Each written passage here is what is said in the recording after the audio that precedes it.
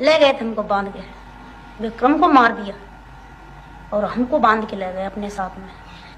किसी ने नहीं सोचा कि ये लड़की है या औरत है, इसको छोड़ देना चाहिए, या तो वो लोग हमको मार देते, जिंदा नहीं छोड़ते। हमने कहा था उन लोगों से कि हमको मार दो, परंतु ये पता नहीं है कि हमारे संग में ये दुर्व्यवहार कौन गांव के थे, कहाँ के थे, किसने किया जरूर है, बहुत ज्यादा किया। फूलन देवी एक ऐसा नाम जिसे उसकी मौत के 21 साल बाद भी खौफ का दूसरा नाम कहा जाता था।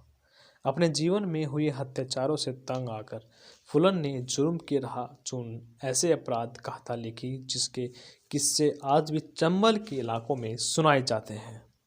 जिंदगी की गाड़ी कब किस मोड़ पर हमें कहाँ लाकर खड़ा कर दे यह किसी को नहीं पता होता।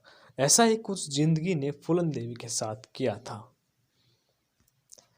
एक 10 साल की लड़की जो अपने बाप की जमीन के लिए लड़ गई थी, या एक बालिका वधू जिसका पहले उसके बूढ़े पति ने रेप किया और फिर श्री राम ठाकुर के गैंग ने रेप किया था।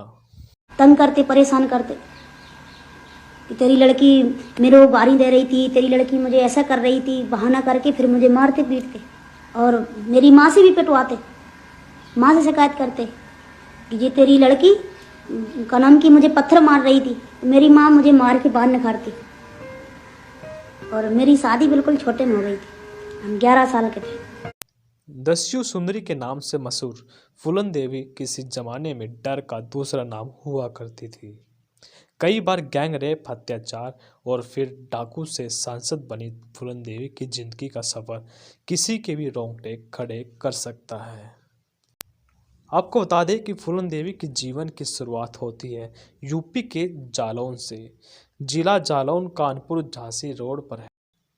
वैसे तो जिले का नाम ऋषि जलवान के नाम पर पड़ा था, लेकिन इस जिले का दुनिया से परिचय कराया 1960 के दशक में पैदा हुई एक लड़की ने।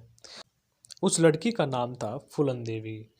10 अगस्त 1963 को गांव घूरा का पुरवा में फूलन देवी का जन्म हुआ था। अपने पिता के साथ मजदूरी करने लगी फूलन को गांव के ठाकुर ने गैंग रेप का शिकार बना लिया। बाद में उसे निवस्त्र गांव में घुमाया। न्याय के लिए फूलन देवी धर धर भटकती रही, लेकिन कुछ नहीं हुआ। बाद में फूलन देवी ने बदला लेने की ठानी। एक बार फिर से फूलन देवी गैंग रेप का शिकार हुई। गांव पर कुछ डकैतों ने मिलकर हमला किया था। उस दौरान वह डकैत फूलन को भी अपने साथ ले गए थे। वहां आए दिन फूलन के साथ गैंग रेप हुआ करता था, लेकिन उसी बीच फूलन देवी की मुलाकात विक्रम मल्ला से होती है। इसके बाद दोनों मिलकर अपना गैंग बनाते हैं। फूलन देवी के दस्यु यानी डकैत बनने की कहानी यहीं से शुरू होती है। 14 फरवरी 1981 को फूलन देवी ने बेमई कांड को अंजाम दिया था।